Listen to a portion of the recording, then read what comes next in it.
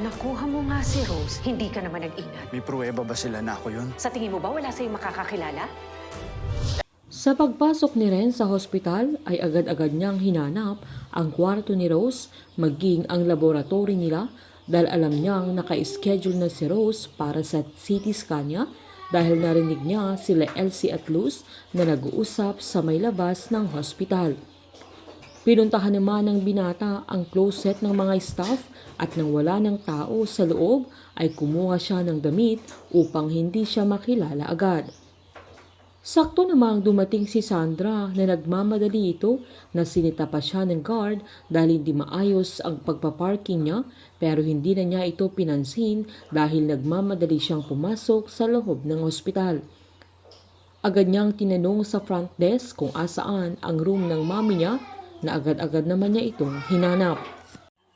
Nang pumasok siya sa kwarto ay wala na ang mami niya doon kaya mas natakot siya na agad-agad siyang lumabas upang mahanap kung asaan si Rose.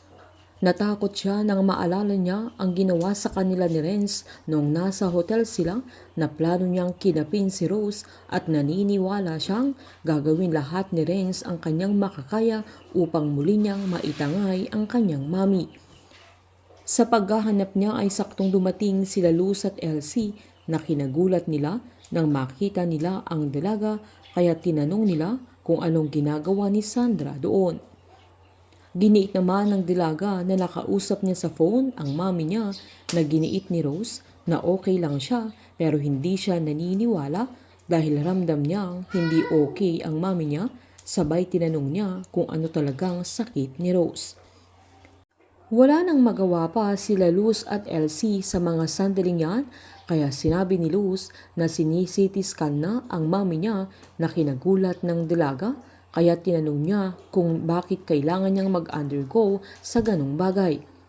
Kampante naman sila Luz at Elsie na iniwan nila si Rose na wala silang kaalam-alam na naitangay na siya ni Renz na dinala na siya sa hideout niya na si Christina pa mismo ang naghanda sa bahay na yun.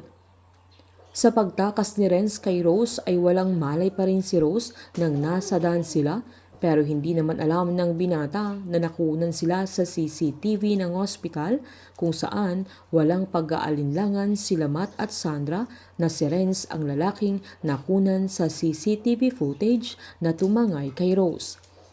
Matatakot na si Christina dahil nagtagumpay man si Renz na itangay si Rose ay ito naman ang magiging daan na mapapatunayan nila Matt na sila Christina at Renz ang magkasabwat na silang lahat ang nagplano sa mga bagay na yon upang mawala si Rose sa buhay ni Matt na pagsisisihan ni Christina na nagtiwala siya kay Renz dahil ang akala niya ay hindi siya isasabit ng binata pero hindi naman hahayaan ni Renz na siya lang ang magdudusa. Painit ng painit ang mga tagpo, sabay-sabay po nating subaybayan ang advance episode at ang huling 2 linggo ng Unbreak My Heart dito po sa aking channel. Patuloy lamang pong manood at mag-subscribe para ma-update po kayo sa mga susunod na episode. Marami pong salamat.